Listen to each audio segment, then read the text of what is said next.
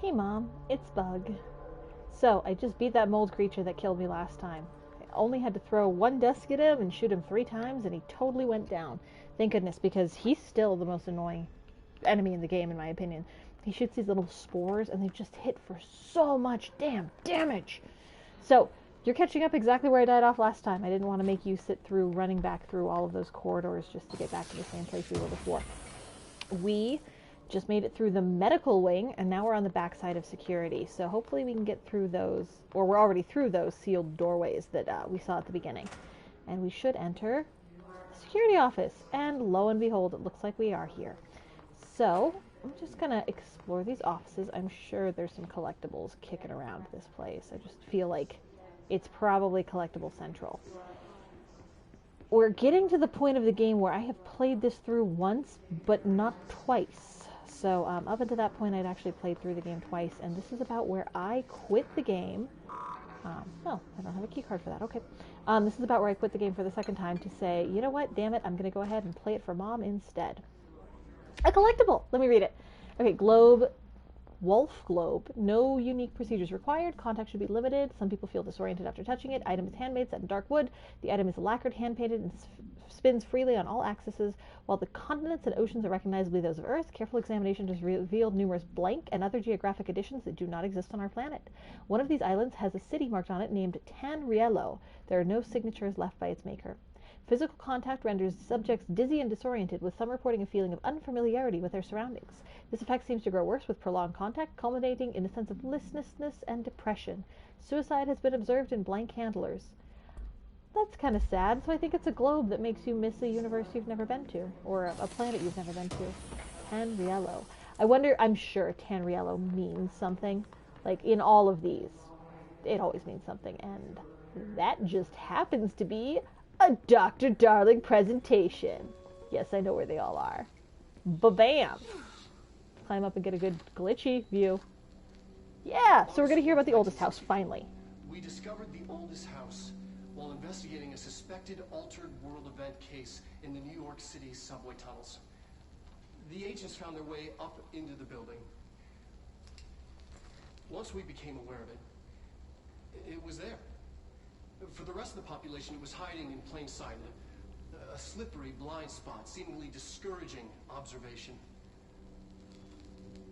It's a place of power, an ongoing AWE of its own, seemingly adhering to its physical outer constraints and yet constantly breaking the known boundaries of reality. It's unstable, shifting.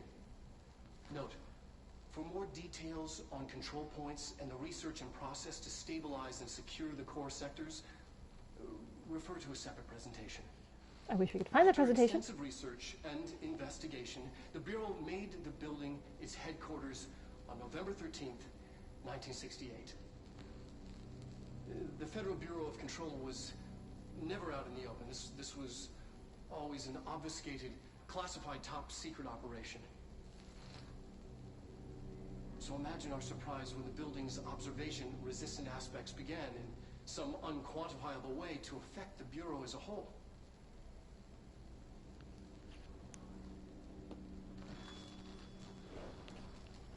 And that's that. So that gives us a little bit of insight as to what the oldest house is. And one of my favorite YouTube essays that exists right now is actually about the oldest house and it as a haunted house. It's actually not just about the oldest house. It's about several video games that have haunted houses in them. And that was actually kind of what I wanted to talk about today, is the idea of haunted houses as separate than things that haunt houses. I thought that was a really interesting point. So I'll put a link. I haven't put any of my links in the videos, but I'll do it this time, I swear to God. I'll put a link to the video I'm talking about. I cannot for the life of me recall who wrote it, but it's absolutely wonderful. And it's about several video games that are really good and involve haunted houses on the whole. And it makes an interesting point that there's a difference between a house which is haunted by a ghost, which can be frightening, but really what you're frightened of is the ghost, and a house which is a haunted house. That is to say, it is the house itself that is somehow wrong or different or weird. And I don't know if you remember, of course nobody will know this except for my mom, but when I was a kid, I borrowed the book The Haunting of Hill House from the library, and I got super into it. I thought it was just the coolest book ever. I read the hell out of it. And it's not like it's a big book, but I read it over and over and over. And I think that was why. It's the idea that there's no ghost or boogeyman for you to be afraid of. It's the house itself that's wrong. And the idea of that undefinable other, that it's not something you can wrap your head around. You can understand the motivations of a ghost or a demon or a monster, by and large. I mean, you can assign human motivations to them. But what's the motivation of a building? What's that look like? And I guess, here, that's sort of what we're experiencing, Control. We're seeing the motivations of what is essentially a haunted house. And the guy who wrote the video essay, I wish I could remember his name right now, he does a much better job explaining it, but he makes an interesting point that the house sometimes just doesn't like people, and that in this case, the Bureau, the FBC as a whole, has essentially come into this giant haunted house and said, we understand things. This is how things work. This is what this does. And they've written these essays and these stories to identify what things do and how things function. And it's all just kind of bullshit. His cell's been breached. Has they So just found him? we see Are that you there with him? Can you protect him? P6 cell is breached, and it actually flashed red before it went off the screen. Jesse's concerned, obviously, and you would be too. If we look at this room, we already kind of explored the medical wing. We already explored the little room up there in the corner. So now we have to go explore the question mark areas. But, as you can probably tell, there's not a lot of ways to get out of this room right now. We came in through one of the only entrances. I opened up the door backwards further into the early sections of the game and logistics. But to move forward, we're going to have to go through the Ocean View Motel again. Which, also, oh yeah, that scares the shit out of me every single fucking time. Okay, I played to this point then, the second time through, because I remember startling the first time I played it, startling the second time I played it, and now here on the third time, still scares the crap out of me. Whew! It's like such a subtle little jump scare in there. But that's another point, like motels. Motels feel particularly weird, right? And you could argue they're kind of like haunted houses in that they're ephemeral. There is no one who lives in a hotel. There is no one who stays at a hotel. Hotels are constantly in a state of flux. And they kind of feel haunted when you've been in one too long. Oh, this room is upside down. I don't remember this puzzle. I'm hoping it just solves itself. Let's see. First room is upside down. Second room, right side up. Right side up. I like right side up rooms because I can function in them. What's the third room look like? Let's find out.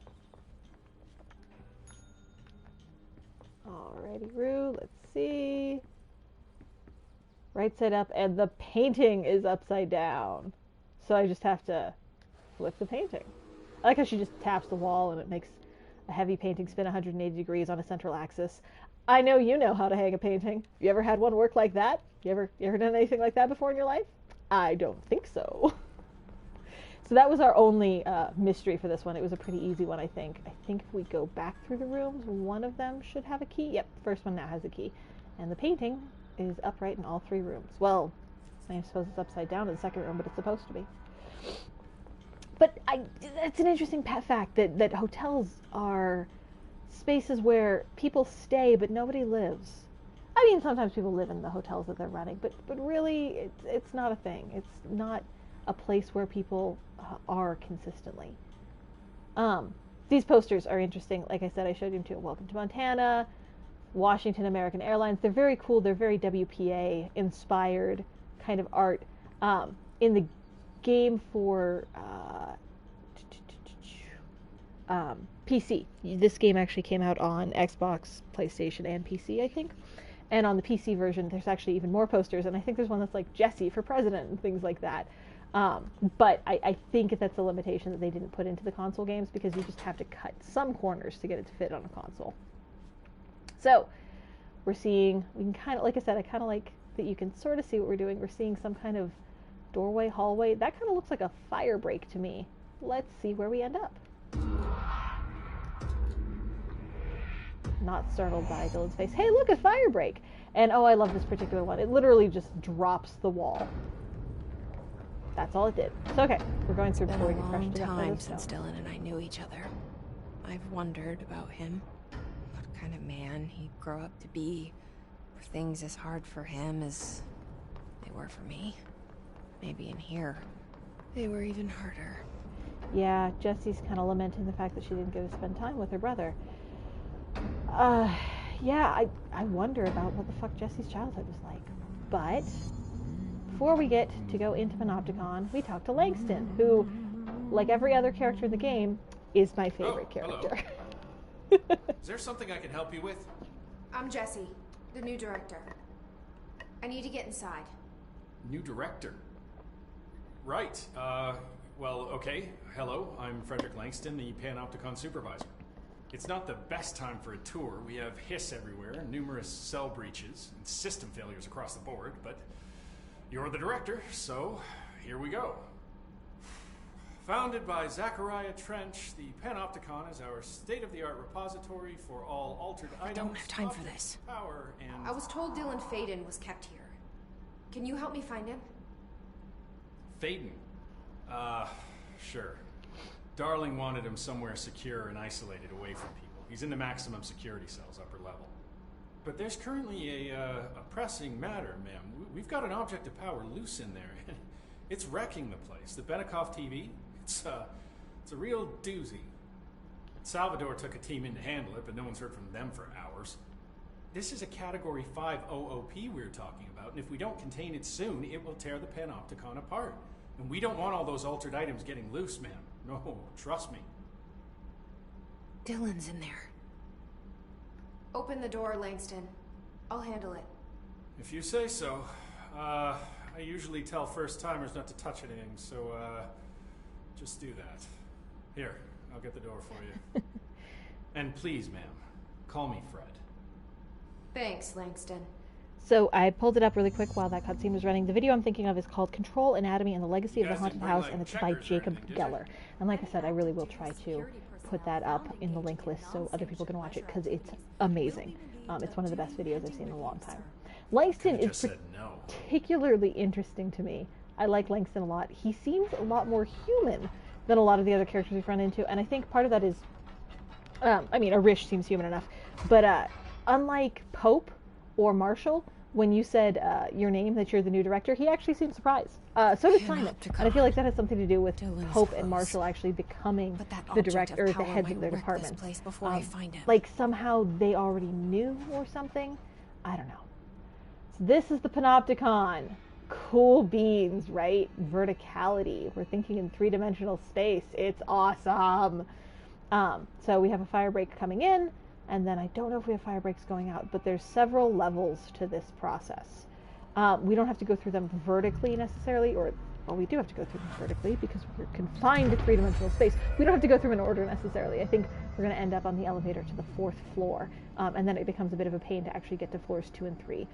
Archives was obviously the first thing I looked at or was interested in, because I'm interested in reading the story of this damn game. I'm so interested in the plot. But it actually, you never have a reason to go to Archives, I don't think. There's never a plot-specific reason to actually have to go there and take care of shit, which is interesting. It just becomes this little appendix of a game where nothing necessary happens. Okay, I didn't realize those were exploding boys. I thought they were the fly throw things at you type, but I'm very glad I shot them immediately.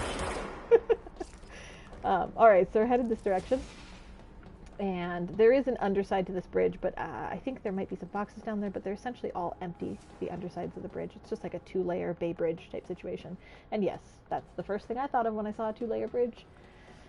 So all of these cells theoretically have some kind of an altered item or object of power inside of them, which is cool.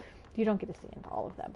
But you do get to see into some of them, which is nifty. Like, you remember the post box? There was a thing about a post box. Let's see, I don't think I can find it easily, but we can take a look. If we go to our collectibles and we go to our research and records, we go past all the hiss data, there should be something about a post box. Maybe it's a separate section. Yeah, you're right, that's not it. It's in case files, maybe? Yeah. Postbox supplement. Okay, so we're looking at the item. So it's kind of cool. We already heard about it. We read a report about it. So this is the one where it's frozen people on the streets that we picked up when we were trying to rescue Wells and Horowitz. This multimedia is just a better version of the Casper Darling presentation. But so we actually get to see the post box, and doesn't it looks like a fucking post box. A lot of these alternate items, you're like, ooh, mysterious, it's a post box. I'm not frozen in place, so I guess it's fine. But there's a variety of them, and some of them don't have paperwork, like that's a picnic basket. I don't think I've seen any documentation on what the picnic basket does, or any threatening picnic basket. That's a fan. It's just kind of goofy and weird, the ones you see in here. There is one that's relatively important. This one is a hammer, which, depending on how you want to read it, could be a weird Alan Wake reference. Ah, yes, the Alan Wake fandom coming out of the ashes. But it's probably not, because I feel like his was like an actual claw hammer anyway. So we skip straight from floor 1 to floor 4. Something Go ahead went and go to wrong floor with the 4. Bureau's plan to make Dylan the next director. Marshall made it sound like it was all Dylan's fault, but how much of it was what the Bureau did to him? I don't think she's telling me everything. This open window freaked me out, so of course I watched it like a hawk the entire time I was going up the first time. And sure enough, there's some redness in the background. I don't care for that. No, sir, I don't like it. Very cinematic way to present you with the fact that there's upcoming enemies and that you're going to have to go shoot some shit. Thanks for the warning, guys. So we get up here, and like I said, there's some more altered items. Oh, some of these are blank. I forgot about that. And there's another save point. This is an interesting point. Poor Phillips. What are you doing in there? Oh, thank God! Look, someone has to watch this object at all times, or it deviates. My shift replacement never showed up. Can you help me? Damn. I can't, I'm sorry. There's an emergency. I'll come back, I promise. Okay, just don't forget. I can't stare at this thing much longer. He's having a rough day. I feel bad. I don't know why they let him into the actual cell. I don't know why he's not watching it from out here. Wouldn't that be way safer to have someone watching it from out here? I don't understand. But, whatever. Poor Philip's been stuck there for like a day. So we're gonna grab this control point so I can warp back. But yeah, the idea of a haunted house as like its own entity is interesting to me, and I feel like the oldest house definitely qualifies for that. Now, to be fair, I don't feel like the oldest house is a haunted house necessarily. I think for sure, in my opinion, the oldest house isn't necessarily what we consider, I don't know, it's not aggressive towards people, in my moderate and unimportant opinion. It seems like the oldest house doesn't really have a huge amount of interest in fucking with people. It's fine with people being in it. It's just, not behaving in a way that is conducive to human life, for sure. But that doesn't necessarily mean anything. That could just be, bad luck. It's kind of like Ender's Game. There was always that talk about the fact that the buggers might not actually hate humans, might not have any problem with humans, but there's no way for us to communicate with them. We can't tell what they do and don't want. So it's hard for us to get along with a species that doesn't understand us. I feel like the oldest house is sort of like that. It's not necessarily wrong or bad or evil or even hates people. It just doesn't know how to communicate with us. It doesn't know our language. Maybe it doesn't understand that we're carbon-based life forms that exist in 2 dimensions. And, can't be phased through walls or crushed into little spheres when the house walls collapse.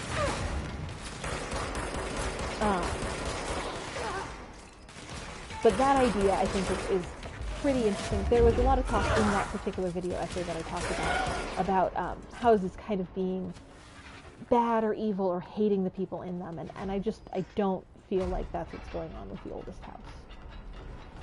So, Fortified Unit 716. This is the Benicroft TV. So this isn't actually Dylan's cell. We continue going. I want to say there's a Dylan cell somewhere around here. I can't remember. But I'm going to get the Benicroft TV because I'm way more interested in that. Yeah, Benicroft TV. That's yeah, I guess that is our object current of object of power. power. I need It's to so, cleanse it. oh, look at that. That's so pretty. Like, visually, they did such a good job on this game. That's just visually stunning. And the floating people in the room is just really important because it just, it lights so well. And anyway, so I am just fangirl about this stuff. So this is a cutscene. Automatically starts. And shit gets weird real fast. You're going to love it. So one of the things I also watch a lot of video essays. One of the other video essays I watched was about brutalism and just the structure of brutalism. And they pointed to this scene as like a really good job of the repeating pattern.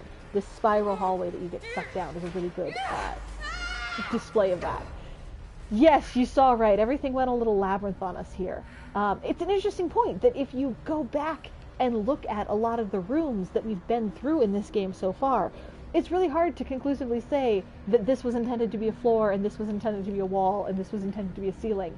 Some of them, you could rotate 90 degrees and be like, all right, yeah, that seems just as likely. That hallway. And if you're getting strong, like, Forced Dungeon Legend of Zelda vibes, don't worry, I was right there with you. I was really expecting gravity to warp when I got there.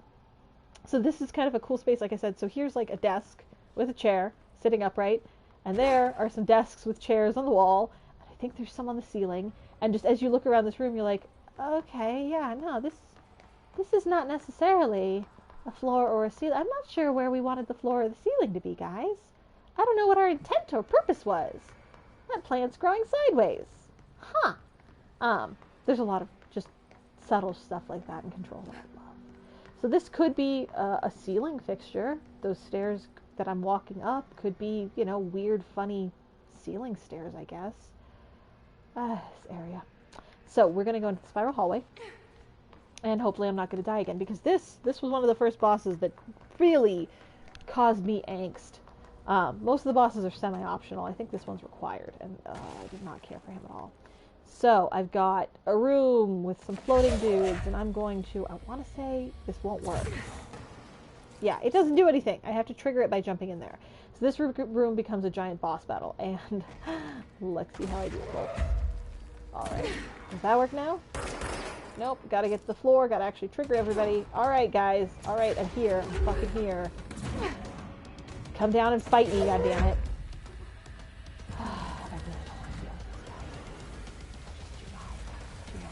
Okay, so we have the boss. And then we have some other guys. I'm just going to talk about him. This is actually, we're finally meeting Salvador, Arisha's boss. So sorry, Simon. Your boss is Fubar. He's not coming back. You're not recovering from him from the hiss. It's over. Salvador's gone.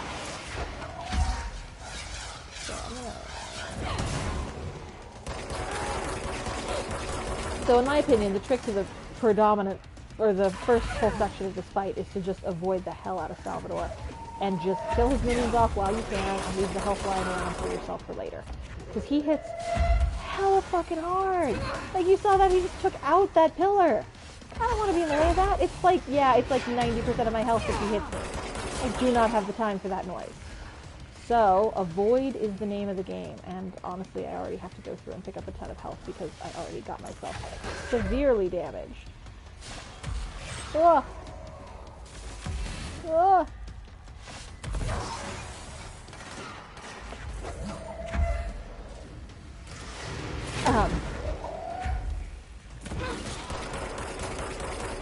There are a couple of pillars on either side of the room that you can kind of use as cover. I suggest you use the hell out of them. Like I said, just get out of his way for the time being, and don't let yourself get killed by the rocket dudes. Oh! Yeah, this is a tough boss. So one of the things they talked about when they were first releasing the game is they actually had to modify some of the control points. As I understand it, some of the control points that feel redundant are redundant because they put in a control point and then they realized it was too far away from a boss battle, so they put in a new control point.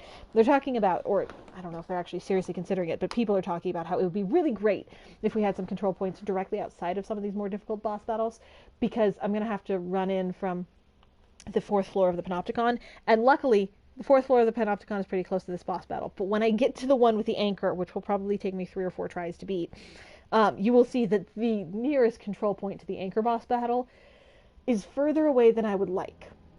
It's not like it's a huge hike to get there, it's just that there's a room that spawns enemies in between, and you get real sick of having to kill 5 enemies before you can go get your ass kicked by the boss. Like, it gets old. It gets real old. So, for this one, it's not so bad. But if any enemies spawn in this area, I am booking it through them. I am not fighting them.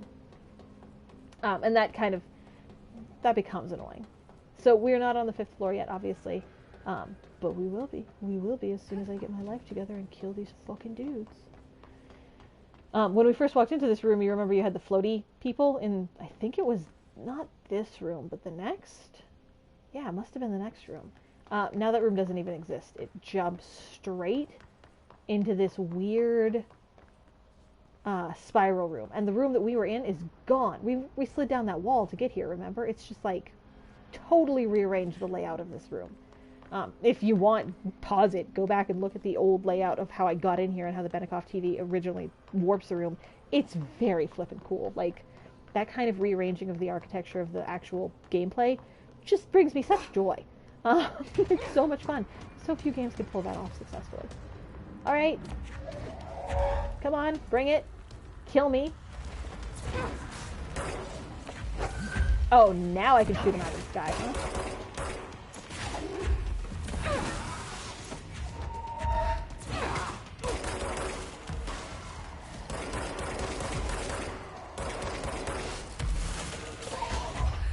Almost like I was impatient to die or something. Oh, accidentally switched to the wrong guy. So that charge you're seeing, that like four-pronged thing I'm doing, is the charge for this armor-piercing weapon that I really love and is really useful in specific situations, not 100% of the time. And so it will get me killed trying to use it to fight these guys. It's super great for when you have to drop a shield. It is not good for anything else, in my opinion. I just have to keep my eyes on where the fuck Salvador is and make sure there is a pillar between me and him. At most times. Which is sometimes hard because, like, I want to kill this guy down here. But I also don't want to jump out from behind this pillar.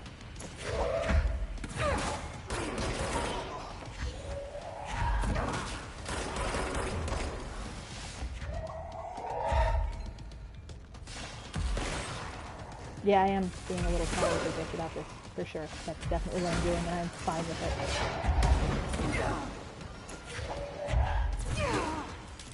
This game can be really punishing if you use the wrong technique on the wrong enemies. And what I've found is technique matters a lot more than speed or commitment or just like sheer stamina.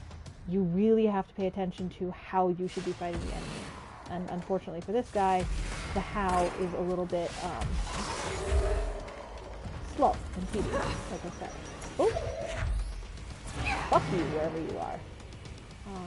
I know there's, yeah, see there's one more guy. Yeah, got him. I think he's the last.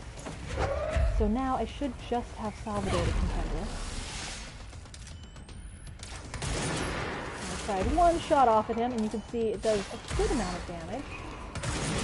But not as much as I'd like. And then I'm going to run to the other side of the room, because I really like having some space between me and him.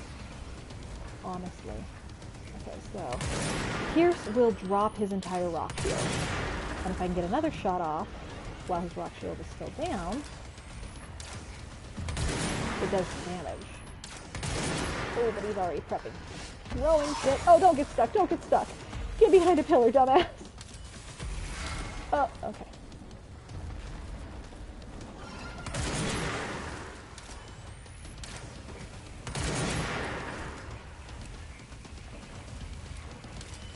So I either have to drop his shield to do damage, or wait for him to be about to cast it to do damage. And as you can see, dropping his shield works a little better than waiting for him to drop it. But he gets really aggressive here near the end of the fight, which starts to suck.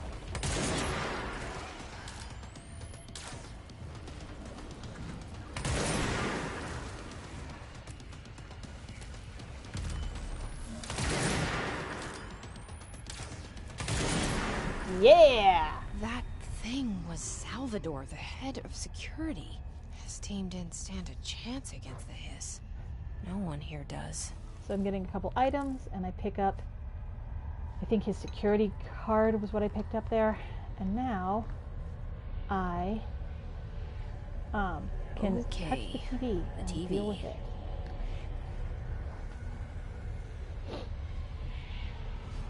So, I feel like I played a game of red light, green light with the TV once upon a time. But I think that's only if you die during the boss battle, like before the TV is cleansed, but after you killed the guy. Or maybe that's a different object of power. I can't remember. We're gonna find out. And I finally got levitate, which is the best part of the freaking game. It's a little hard to get the hang of, in my opinion, just because you have to be holding it down, and then once you've started it, you have to completely cancel out of it to get any height. So if I levitate and I don't levitate that high, I can't get any higher unless I cancel and then start all over, which can be problematic if you didn't hold the button down long enough or weren't paying attention when you first started the levitation and you're trying to grab onto like a platform and you'll die if you miss the platform, for instance. But when you let go, you can always start levitating while free falling.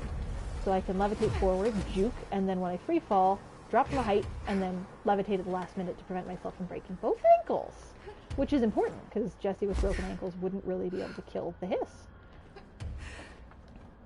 And honestly, I'm just going to dodge these guys. I don't need to fucking fight anybody right now.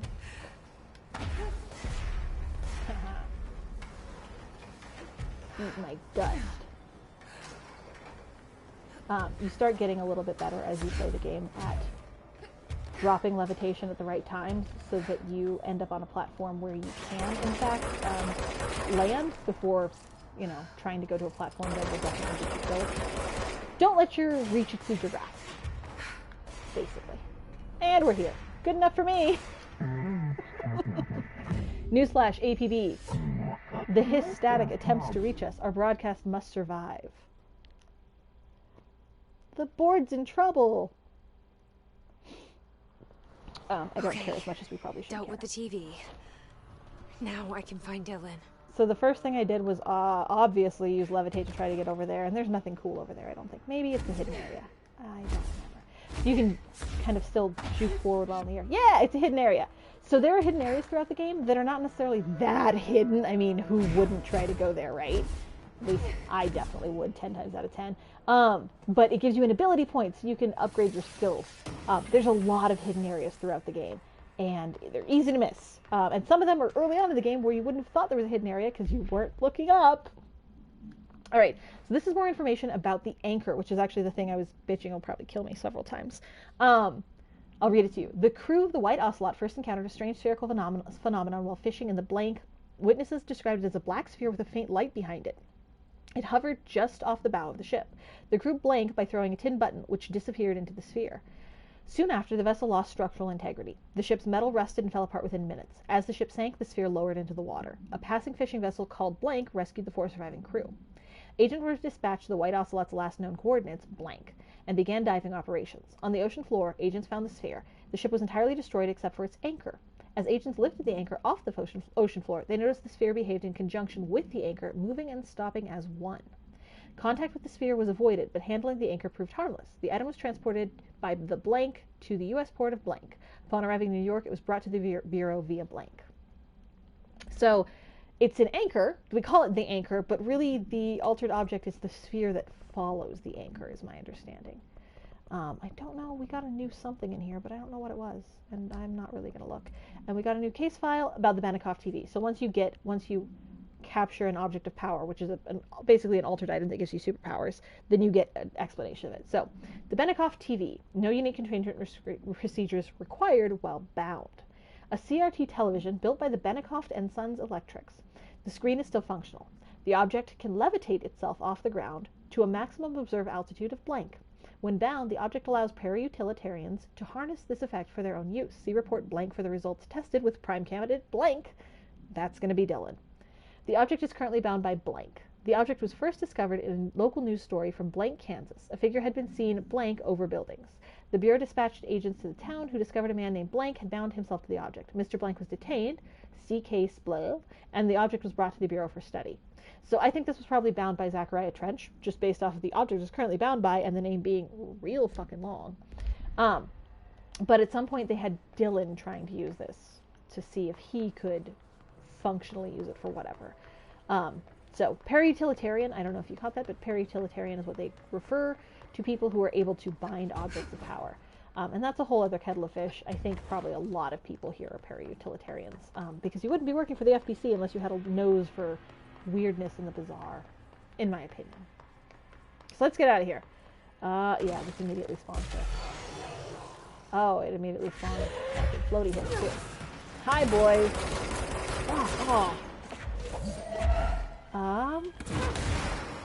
And these guys are the annoying floaty hiss. Oh, I hate these guys. Still.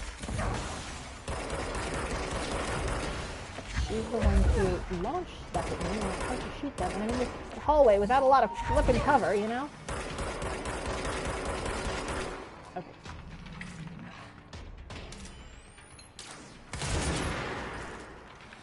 See? Useful gun.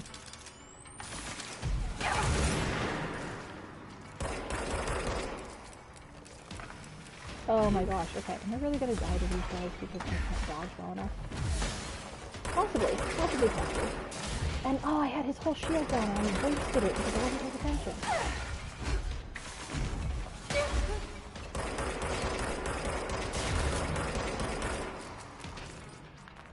I'm gonna steal your friend's health. It's better to kill you. Oh, good. I grabbed him and I accidentally killed him. That works for me. Okay.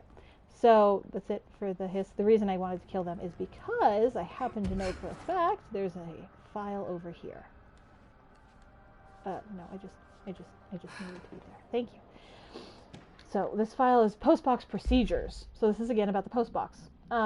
Blackrock paneling has proven effective in hindering but not eliminating the item's altered effects. Agent in the immediate vicinity may still experience paralysis. Keeping a distance of blank feet from the cell is recommended unless agents confirmed to be non-susceptible. This item seizes the motor functions of organisms meeting an unknown criteria. Paralyzed subjects are still capable of moving their eyes and limited speech. During tests, approximately 16% of the agents remained unaffected by the item.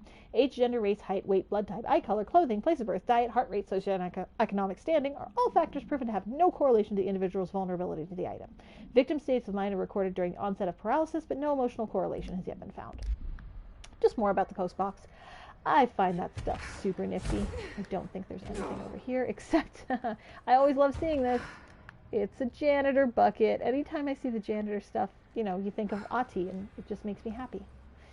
So I could float around this whole area, and I don't know that there's anything else up here that I could get to that would be worthwhile. Is there anything over here? Nothing over here? Oh. Okay, let's see if I can get that. I can probably get that. Okay, I'm gonna have to float down a little bit.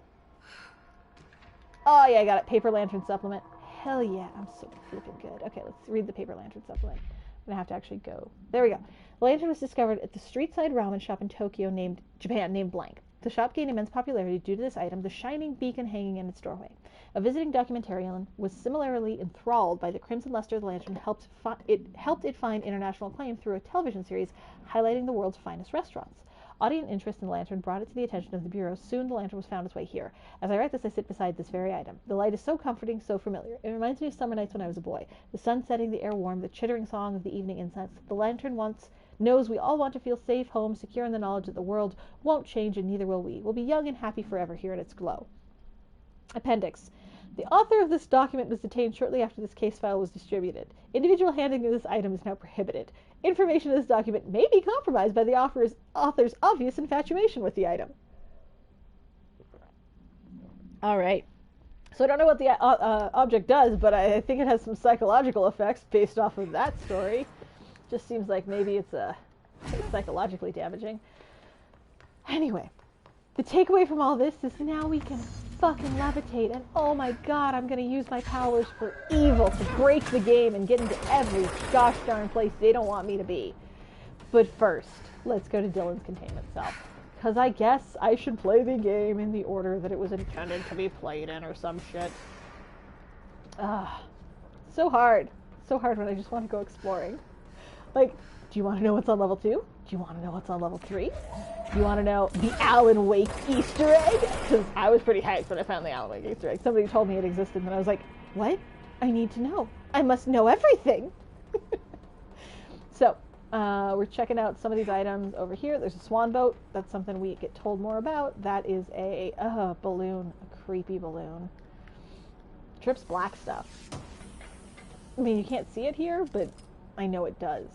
I know it drips black stuff. What's the thing next to it? Oh, it's a crumpled balloon. It says "Get well soon." That's the creepiest thing. Just deeply disturbing.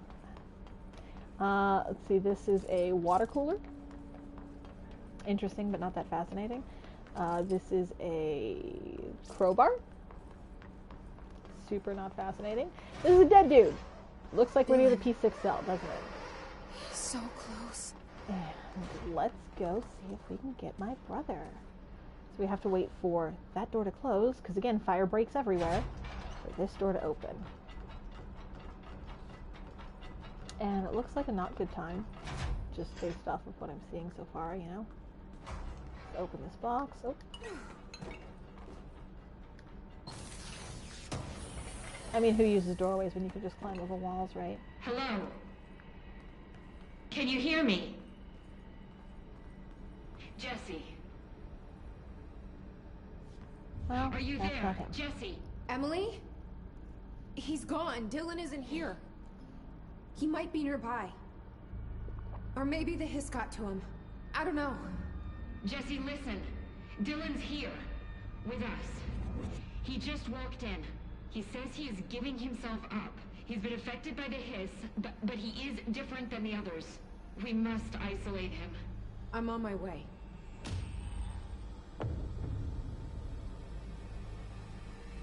We need to get back. I have to see my brother.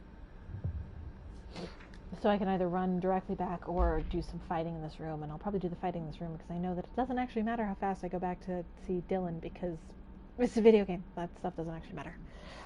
This is just a Dylan Faden daily observation.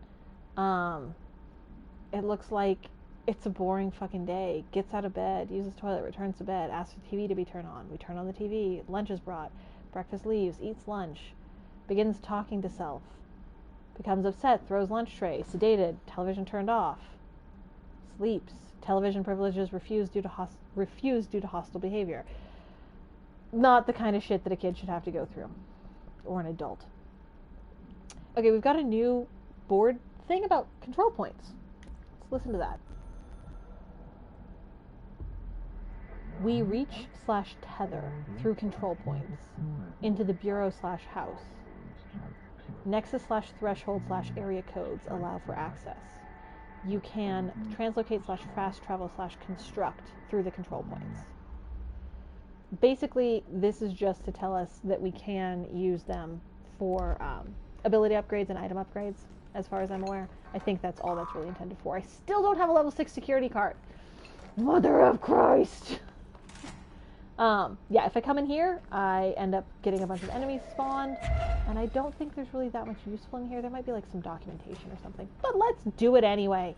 Killing enemies is half the fun in this game, right? I mean, really, what's the game without killing enemies? Are the enemies not gonna spawn? Do I have to walk too far forward for them to spawn?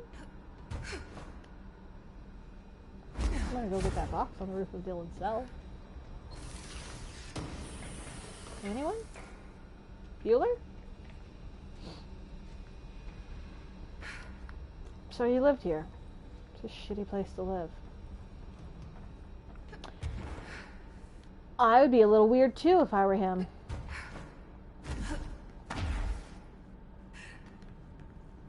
You can see how just having levitate completely changes the way I'm playing the game. And I wish I could have shown you the difference between playing the game without levitate and with levitate, having never experienced it before. But once you've experienced it, it's really hard to go back. You're always looking up, and you probably saw that I was looking up in certain scenes. This whole room is obviously affected by the hiss, in as much as those big cement blocks are definitely not supposed to be there. Oh, we've got an audio recording. All right, I won't take up too much of your time today, Dylan. Like I said, I want to talk about Jessie, your sister. What about her? I just want to get your perspective. What do you think of her? What kind of person is she? That sort of thing. I adored my sister. When I was little, I mean. Back in Ordinary. And you don't anymore? When I first got here, sure. I'd always hoped she'd come too. Find me, to take me home. We went everywhere together. Why should this be any different? Casper said she could come too, to the Bureau. If she wanted to. But she never did. Why do you think that is? Because she didn't care about me. She always wanted to be out on her own, seeing the world. She always said so. I guess she got what she wanted. Great. So, she wanted to see the world. Did she ever mention any place in particular? Why? We like to ask questions around here, you know that. Any they were hunting particular her. cities, towns, landmarks, anything like that? I don't remember. What about family and friends? Were you close with anyone living outside of Ordinary? I'm done with this. Tell Casper I want pizza for lunch today. Dylan, wait. We're not... End of session. A little bit of a spoiled brat, but alternately, on the other hand, has been being kept captive since he was about 11 or 12, so I don't know. This game quickly becomes sort of sad in as much as you can't really fault anybody for anything that's happened in this game. Every single one of them was trying their best, and when they fucked up, just didn't fix it. And I mean, it's not like, oh, they did nothing wrong. They all fuck up very badly. But every single one of them, it's like, on the other hand, what else would you have them do? An entire town's dead. We had to adopt the damn kid. What were we going to do with him? Send him into the fucking foster care system? Having seen what he saw? Like, no, that wasn't going to happen. So where do you go from here? It's always kind of an interesting question. Okay, so I think we can get over here if I'm fast enough. I'm not sure if this is open. Nope, see, there was a doorway there. So we can get over here, and I don't think there's anything over here now that I'm looking at it. Looks like it's a locked door. Okay, well, that's not helpful. But having said that, now we know we can get into different doorways. So let's try. Now we got to the P6 cell. That's where we actually got into Dylan's. Let's try the other side. I think there's a couple different areas you can enter on each one of these. On each one of these floors, that is. So let's see what's on level 5. I don't think you can get to level 6, unfortunately. I think that is actually locked off. So this one is also empty. Man, way to fucking show me succeeding. Thanks. Proud of myself right now. Alright, the nice thing is, though, whenever we want to descend a floor now, we can just kind of whoop, do. So, let's see, level 4. We've been through that side. Oh, we have enemies. So there's a health ball sphere somewhere. That's what the plus line next to his health meant. There's somewhere in here. There's a spear boosting their health. And if you don't kill them fast enough, you're not going to be able to kill them at all. Like this poor guy. But once I kill that spear, life will get better. Don't dodge me, you son of a bitch. Right through me, huh? Okay, so that's dead. Not that I swear at inanimate objects or anything on the regular. And let's see, I think we still have a couple of throwy boys yet.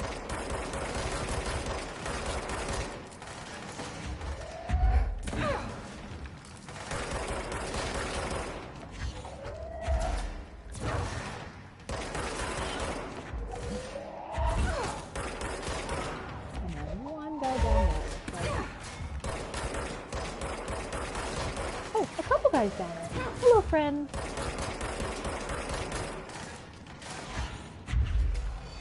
Oh, respawn. Wow.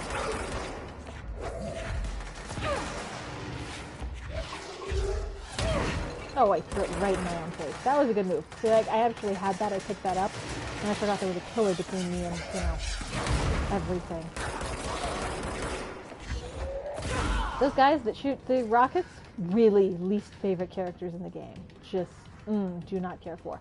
That was a nice little glitch. I don't know if you saw that was the outline of a model of an enemy T-posing for a second there, as though he really existed when he didn't. Could be a good time to get out this gun. I only get 2 shots on it, but it's a good gun for these types of things. If I don't get killed between now and then.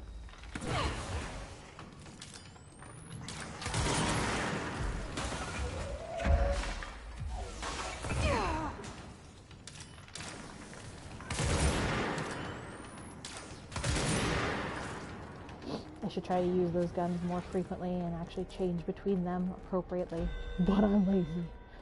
Alright, so, let's see, where were we? So we came up from that direction initially, I think. There should be there's a control point over here, so I can just go ahead and save here really quick. Let's see if there's any hidden areas off to the side of the 4th floor. And then we'll descend. No, we're on the 3rd floor? We're on 3rd floor. We're on 4th floor. Section 3, 4th floor. Okay. Oh, that's kind of far away. I don't know if I can get to that. Kind of far away. Let's give it a shot anyway. Fuck it. It's the worst that can happen. I end up there on the 3rd floor. Okay. Go fast. Go fast, Jesse. Go fast. Yeah. Alright, so there's a box. Nice. 2 boxes. Nice. And some places we can look at stuff. I love stuff like this. So let's see what's going on. Okay, so we've got a couple cells. I bet they're going to be empty. Yeah, they're empty. And you know why? Fun fact. Later on in the game, you actually run into, once everything's kind of caught up and a little bit less, everything's going to explode, Langston tells you there's some escaped altered items, like, oh, that Chinese or Japanese paper lantern we were just talking about. And this, maybe this baby carriage as well. And you can capture them and put them back in their cells. And that's where they go. So they're missing until we put them back. So this is the Smoking Pram interview with Blank, conducted with the aid of a French translator on November 17th, 2009 in a retirement home in Blank, France. Where were you on August 2nd, 1979, Mr. I'm going to fuck this up. Monsieur Bailou? Translated from French. To so specific a date, laughter. It is as if I could ever forget. I was called to a fire at the Rue Blank. What did you see? Smoke, white like a new pope, rising from the windows of a small shop. I sent my men in. I was fire chief back then. What happened next? We pulled the shop owner out. He was already dead, smoke in his lungs. We found the source afterwards, a baby's walker. Poured water into it, but that only encouraged the smoke. We pulled the carriage outside. Smoke kept shooting out. A crowd gathered. People said it was a miracle, but I disagreed. It seemed like me more of an omen. We brought back the strange thing to the fire hall. Some Americans like yourself came later and took it away. That's that. What do we have for multimedia? We got some new multimedia. Oh, Dylan questioning. Yeah, unfortunately. Yeah, instead of telling him, oh, I'm sure your sister wishes she could see you, she just can't get here. They were like, yeah, no, she probably doesn't love you. Do you know where she could be? Really shitty humans. But that's what we expected from the FBC. There's a weird thing here because, like, you're the bureau, you're the chief now. You can change things, if you can change things. And if the whole place isn't so corrupted that you think it's not worth burning to the ground. You know, up to you, though. So I think that's, I don't know, it's got to be an interesting dilemma for Jesse. So we saved. We can go to the 3rd floor. Let's do that. Let's go to the 3rd floor. It'll be fun. We'll have fun on the 3rd floor. Obviously, these things rotate, but we can't actually get them to rotate, unfortunately. So here are some. That's a surfboard. You think it's Ducanamoku's surfboard? No, it's kind of short. That's a short board. Fuck that shit.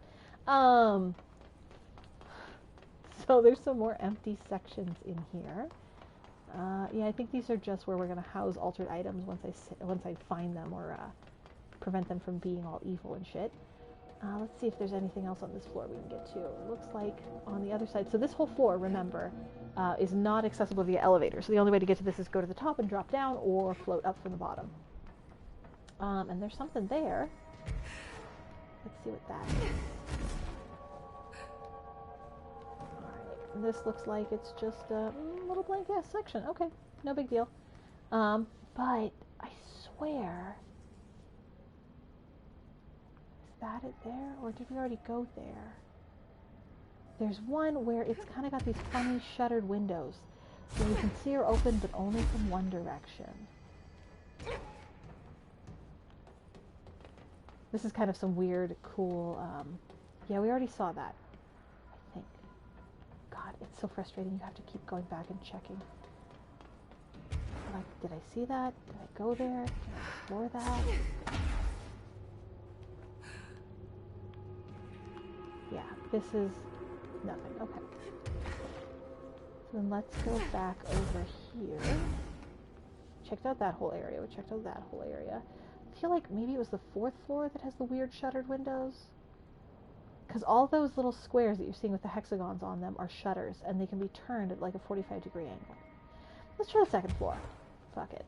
So the 2nd floor has archives on it, and again, we weren't able to get in here via the elevator. I like this one. This is a Christmas tree. I think we've actually read a thing about this. It's like the special holidays Christmas tree. The polar expedition, the Arctic expedition went crazy. Not a good time, guys. Let's see, there's some objects back here. Oh, this opens up. This goes to the archive section. All right, so this is a whole other thing, and it's not actually a mission. I'm just looking around. Yeah, let's do this now. This is just a separate area that, as far as I'm aware, we never need to go to. There's no actual reason to come here, I don't think. But it's nifty, and I like it. So I'm gonna go check it out. It's full of fucking hiss. You guys.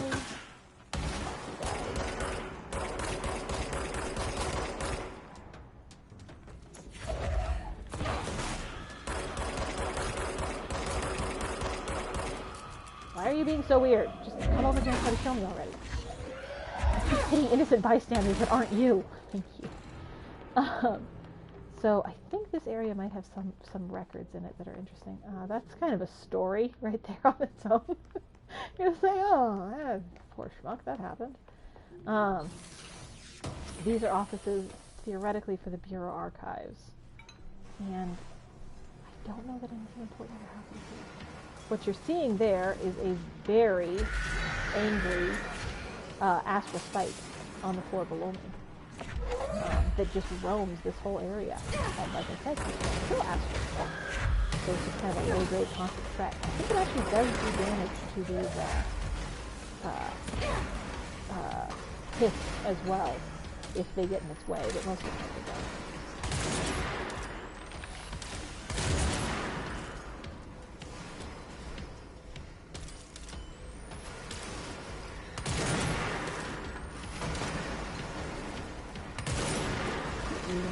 Too hard. Oh, silly boy. My bad. I fucked that one up. Should have seen him coming. Ah! You know what? I'm leaving. There's no point in doing this area. It's going to be a bunch of level 6 key cards and I'm not going to be able to get in. Fuck that. I'm not dealing with it. I'm out. It's not worth killing the enemies and then just being frustrated. Goodbye, Astral Spike asshole. Have fun wrecking the archives department. Don't care. So, but that's a fun area that I can get to later when I have a level 6 key card and I can see what the heck's going on. I think there's some records back there. I think there's a couple boxes, an item kind of thing. It's all optional shit, but it's, you know, the kind of stuff that I live for. These doors are so slow. I know it's actually intentional. The reason that they're slow is so that the area has time to load, and I know that. It still annoys me. Let's go back to our exit. And we'll head down to the first floor and I'll save, and then I think I'm probably going to call it for the evening, guys. It's been real and it's been fun, but I don't think you need to see me running around the archives like a chicken without my head on for another hour. Maybe just one more. We'll just one more area. Oh, what's over here? Was I already able to get in here? Yeah, that's where I just came from, isn't it? I'm stupid. Yeah, but what's over here on the first floor? Nothing. Did I already do this on the first floor? Probably. I probably already did. Okay, that's fine. Let's go to that control point and save the game so I can get the heck out of here. So that was the Panopticon. That was the primary part of the Panopticon. When we come back next time, you finally get to meet Jesse's brother, Dylan. So we'll see how that goes. My next goal is to go to Emily, and as you can tell from the damage done in Dylan's cell, I personally was pretty worried about poor Emily during this section. I was like, no, I like her too much. She's too good a character. You can't let her get killed because my brother turns out to be a psychotic asshole. And she doesn't get killed, but he is a psychotic asshole. So we'll do that next time. All right. Well, I hope you guys had fun. I hope you enjoyed this, Mom. If you are my mom, I love you. If you're not my mom, I love you too. So I hope you guys all had a good day, and I'll see you next time. Did I say I'll see you next time 5 or 10 times? I think I did.